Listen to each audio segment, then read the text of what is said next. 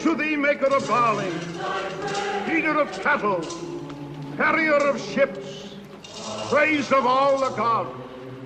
Think you're frugal because you skipped avocado toast this morning? Try living off bread, beer, and onions for life. Ancient Egyptian peasants didn't count calories or read nutrition labels. They didn't have cheat days or protein bars. What they had were crops, floods, taxes, and the Nile, if it was behaving. Forget supermarket aisles. Your choices were grow it, gather it, or pray someone drops it. But here's the twist. Despite living on what we'd now call a poverty diet, these peasants crafted meals that were surprisingly smart, cheap, efficient, and just nutritious enough to survive pyramid shifts in 110-degree heat. So grab your imaginary sickle and a jug of unfiltered beer. Because today, we're digging into the surprisingly clever, endlessly gritty meals that fed the backbone of ancient Egypt without a single air fryer in sight. Let's start with the foundation of every Egyptian meal: bread. And no, not the fluffy, crusty stuff you toast for brunch. We're talking emmer bread. Dense, gritty, and hard enough to chip a tooth if you weren't careful. Emmer wheat was the go-to grain. It's ancient, resilient, and full of nutrition. But grinding it on stone querns meant you got more than just flour. You got a sprinkling of quartz in every bite. Think of it as bread with minerals, whether you wanted them or not. The texture, imagine combining Play-Doh and gravel, baking it until it resembled a brick, and then calling it dinner. That's emmer bread. And they ate it constantly, morning, noon, and night. For peasants, it was survival. For their molars, it was war. Loaves were often shaped into cones or flat discs, sometimes baked directly on hot stones or inside dome-shaped ovens called tabans. Others were sun-dried in a pinch. Some loaves even made it into tombs to feed the dead. Because in ancient Egypt, no one, not even mummies, got out of eating gritty bread. Oh, and don't forget taxes. Grain was the currency of choice, and bread was the backup wallet. You worked for it, lived off it, and got taxed on it. So the next time someone offers you a gluten-free sandwich, just smile and remember, ancient Egyptians had gluten-heavy, sand-filled bricks, and they called it breakfast. If emmer bread was the backbone of the Egyptian diet, lentils and onions were the muscle. Cheap, filling, and easy to grow. They were the peasants' version of a protein shake, minus the blender, or the protein powder, or any shaking. Let's start with lentils. These little legumes were everywhere, boiled into thick soups, mashed into pastes, or tossed into bread dough when rations got thin.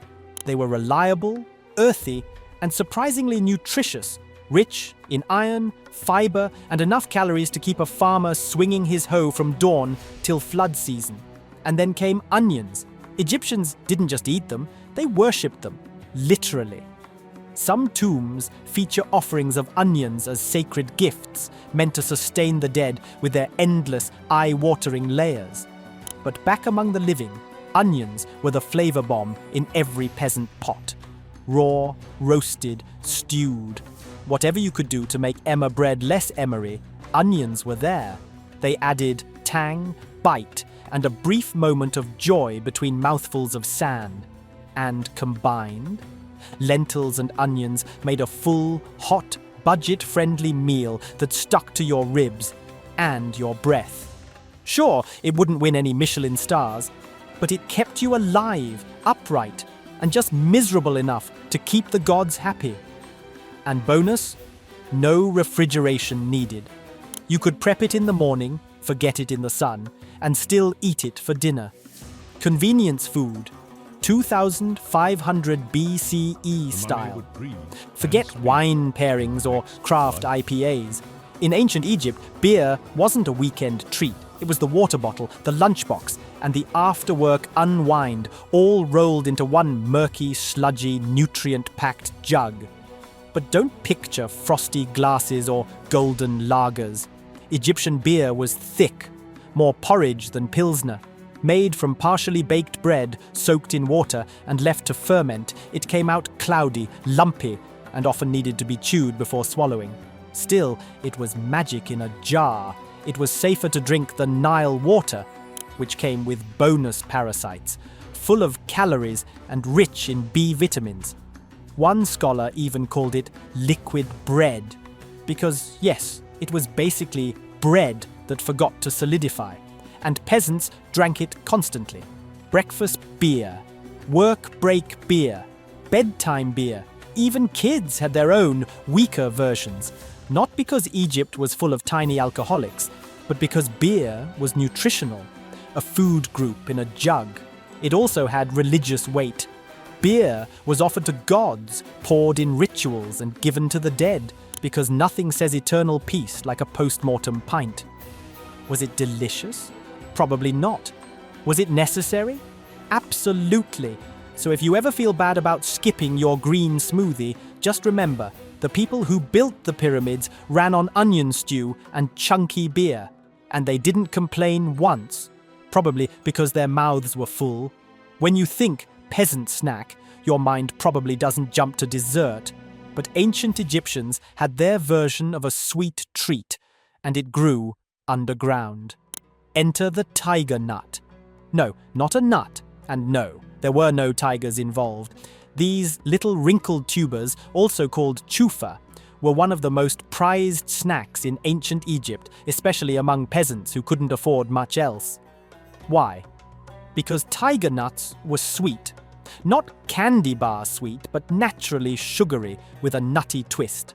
They could be eaten raw, roasted, soaked, or ground into flour for cakes and pastries. One of the oldest dessert recipes ever discovered on a 4,000-year-old papyrus was for a honey chufa cake.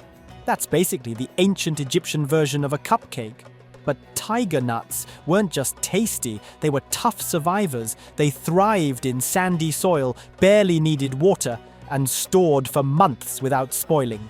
Perfect for a farmer's pantry and an absolute win during lean seasons. And nutritionally, tiger nuts packed fiber, iron, healthy fats, and even a little protein.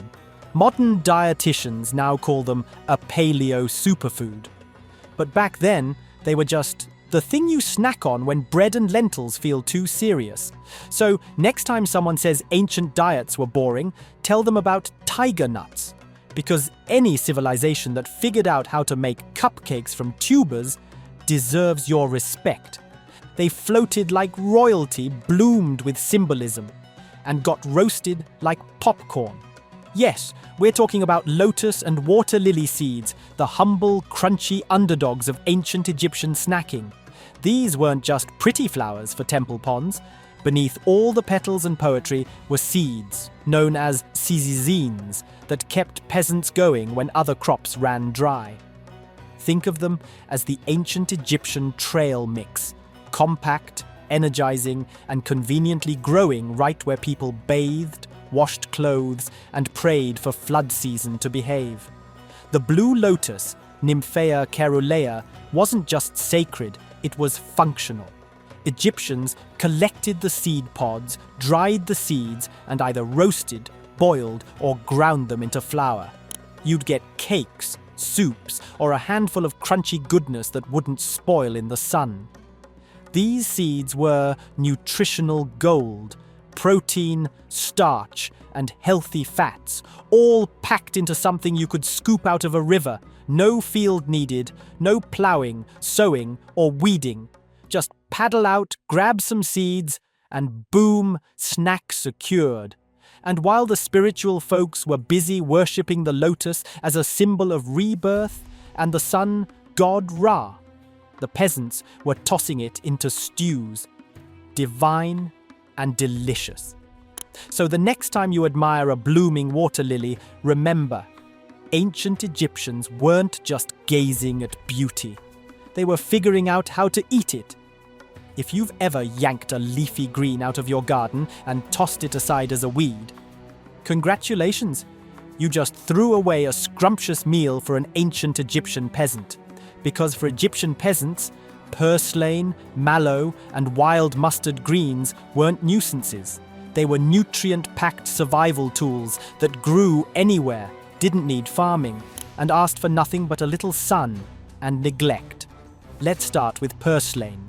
This low, juicy green pops up in cracks, fields, and temple courtyards like it owns the place, and in a way, it did.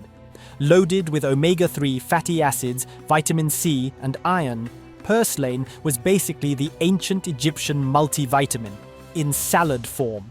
Eaten raw, cooked, or thrown into a pot of lentils, it was cheap, cheerful, and surprisingly lemony. Then there's mallow, or molokhia if you want to sound fancy. It's green, it's slimy, and it's a national dish to this day. Chop it fine, cook it with garlic, and you've got a bowl of warm, gooey superfood that made winter less miserable and summer easier to survive. The texture's a little swamp in a bowl, sure, but it's the swamp that kept you alive. And mustard greens, bold, spicy, the arugula of the Nile. Egyptians tossed the tender leaves into salads or boiled the tougher ones into stew, and the seeds crushed into a primitive seasoning before pepper ever showed up to the party. Mustard wasn't just tasty, it was medicinal too. Think fever relief, sinus clearing, and general I feel like death treatment, all rolled into one fiery leaf. Modern agriculture might call them weeds. But 3,000 years ago, these greens were the free food system hiding in plain sight. No sowing, no harvest rituals, just smart foraging and centuries of wisdom. You know that fish you left in the fridge a little too long? Now imagine eating it, on purpose. Welcome to the world of fermented Nile fish, one of the ancient peasants' most questionable yet essential protein sources. Fish was everywhere in Egypt. The Nile was basically a fish buffet: catfish, tilapia, mullet. But for peasants, the premium cuts went to the rich. What they got were the scraps: heads, tails, guts, and bones. You could stew it, dry it, or, if you were truly brave, ferment it. Yes, we're talking about feshik, a method still used today. Take salted fish, dry it in the sun, wrap it up, and wait. Days, weeks, until it smells like ancient death and adventure. Then eat it. Why would anyone do this? Because it kept for ages. It didn't need firewood or cold storage. It was portable protein with personality, and in a land where famine lurked behind every bad flood. You didn't ask questions. You just held your nose and chewed. But fish scraps weren't just lunch, they were fertilizer. Rotten fish bits got buried under fields to enrich the soil. If you couldn't eat it, your barley could. It was recycling, before recycling had a name. And if fermented fish wasn't enough, Egyptians also brewed surprise delicacies like fermented barley mash, basically beer porridge, and sourdough starter gone rogue. The line between food and science experiment? Very, very thin. So while today we wrinkle our noses at expired yogurt, ancient peasants were out there eating the Nile's version of blue cheese jerky, with a side of pride and survival. Let's be honest, if you're munching on papyrus root, things are probably not going great. But for ancient Egyptian peasants, sometimes desperation had a flavor, and it tasted like fibrous swamp celery dipped in river grit. You've heard of papyrus, the iconic plant of scrolls, scribes, and paperwork. But when granaries ran dry and the fishing lines came up empty, people ate it, the root to be specific. It wasn't delicious, it wasn't even pleasant, but it was there, starchy, mildly sweet, and just soft enough to chew if you boiled it within an inch of its life.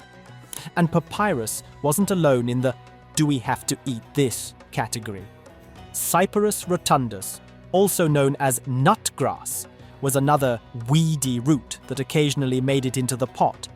Chewy, bitter, and about as satisfying as chewing on twine, it was packed with starch and, fun fact, used more often as medicine or incense than food. But when things got tough, it went straight from the ground to the gut. Then there were the mystery roots, wild tubers foraged from Nile marshes and dry fields. Think of them as Egypt's version of edible lottery tickets. Sometimes you'd hit something filling. Other times, you'd spend the afternoon regretting your decisions and cursing the plant gods. This wasn't fine dining, it was survival foraging rooted in local knowledge, trial and error, and a whole lot of hope. Because in a land where the Nile could bless or betray with each season, the fallback plan was simple. Eat the landscape, papyrus and all. If ancient Egypt had a luxury item that was somehow also peasant-approved, medicine-approved, and afterlife-approved, it was honey. Golden, gooey, and practically eternal, honey was the one food that worked for everybody, from pyramid workers to royalty to the gods themselves. You'd find it on the dinner table, in the apothecary, and even sealed inside tombs, perfectly preserved and still edible thousands of years later. Name a modern snack that can do that. For peasants, honey wasn't something they slathered on toast for fun. It was a precious treat, a healing balm, and sometimes the only sweet thing in a diet of bitter greens and gritty bread. It was gathered from wild hives, or if you were really lucky, from domesticated bees kept in long clay tubes stacked like ancient honey condos. Medicinally, honey was a miracle substance. Got a cut? Honey. Coughing up a lung? Honey.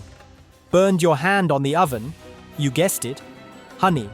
Ancient medical papyri list honey in hundreds of treatments, usually combined with herbs, fats, or slightly questionable ingredients like crocodile dung. We'll just stick with the honey, thanks. And let's not forget the religious angle.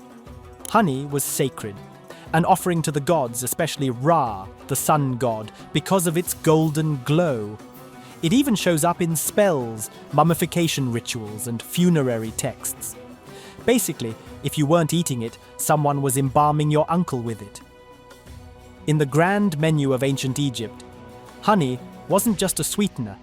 It was hope in a jar, a cure, a comfort, and a reminder that even in a harsh world of heat, sand, and snake bites, life could be a little sweet too. So you've run out of wheat. The lentils are gone. Even the papyrus root stash is looking suspiciously low. What do? You make ash cakes, the last ditch, bottom of the barrel, ancient Egyptian equivalent of whatever's left in the pantry. Ash cakes were emergency bread made by mixing coarse flour, usually from barley or emmer wheat, with a splash of water, a pinch of salt, and that's it. No yeast, no oil, definitely no herbs. Then you slapped the dough straight onto hot ashes or embers, let it bake, dusted it off, if you were lucky, and hoped for something chewable. Crunchy on the outside, vaguely damp inside, and always slightly smoky. Ash cakes were equal parts survival and dental hazard. But when the Nile floods failed, or taxes took too much grain, peasants turned to this minimal effort, maximum necessity meal. And that wasn't the only, please let this be edible creation. Crisis meals often meant stretching the last ingredients as far as they could go. Bread dough was bulked up with ground date pits, crushed legumes, or even leftover beer sediment. Ever had gritty bread that also tasted vaguely of onions and despair? That was a Tuesday. Sometimes even mud brick ovens were too expensive to fire up. So people wrapped their dough in leaves, buried it in warm sand, and used the desert heat as an oven. Not exactly Michelin-starred, but when your options are that or hunger, desert baking it is. These meals weren't meant to impress. They were about survival, creativity, and pure stubbornness. Because when the cupboards were bare and the granary echoing, Egyptians didn't fold. They made ash cakes, burnt edges, bitter aftertaste, and all.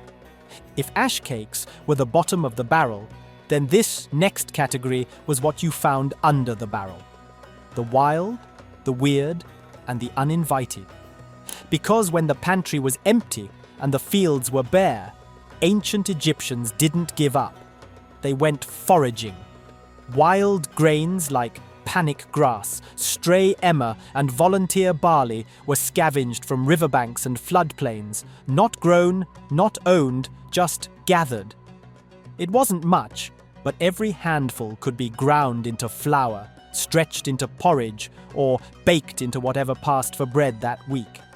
And then there were the desert weeds. Think goosefoot, fat hen, and anything else green enough to boil and bland enough to eat. Bitter, definitely. Nutritious. Surprisingly, yes. You'd find peasants simmering these leafy intruders with onions or mashing them into gritty patties. It wasn't feast-worthy, but it was fuel. Even reeds and bulrushes had their moment. Young shoots were peeled and chewed or added to broth when real vegetables weren't an option. They didn't taste like much, but they filled the stomach and gave your jaw something to do besides complaining. In the worst seasons, people even collected tiny weed seeds, crushed them into paste, or tried their luck with ancient fermentation. The result? A grainy drink that may have been mildly alcoholic, or just weirdly fizzy. Either way, it counted as calories. So no, they didn't forage for flavor, they foraged for survival. And somehow they made weeds work. So, still think you could handle a week in ancient Egypt on a peasant's meal plan? No grocery store, no fridge, just gritty bread, river weeds, and the occasional fermented mystery.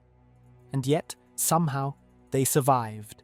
Building monuments, raising families, and feeding entire civilizations on diets made from scraps, roots, and pure resourcefulness. These weren't just cheap meals. They were engineering marvels made from onions, legumes, and the relentless human instinct to eat whatever wouldn't kill you. So the next time you grumble about the price of organic kale or forget your Uber Eats password, remember that 5,000 years ago, someone was boiling down wild greens in a cracked clay pot and calling it dinner. If you enjoyed this bite-sized journey into ancient Egypt's forgotten flavors, hit that subscribe button and drop a comment below. Which of these dishes would you actually try? And which one would send you running back to the 21st century? We've got more edible archaeology, ancient hacks, and Nile-tested survival coming up. So stick around. Because here at Ancient Egypt Uncovered, we don't just study history, we taste it.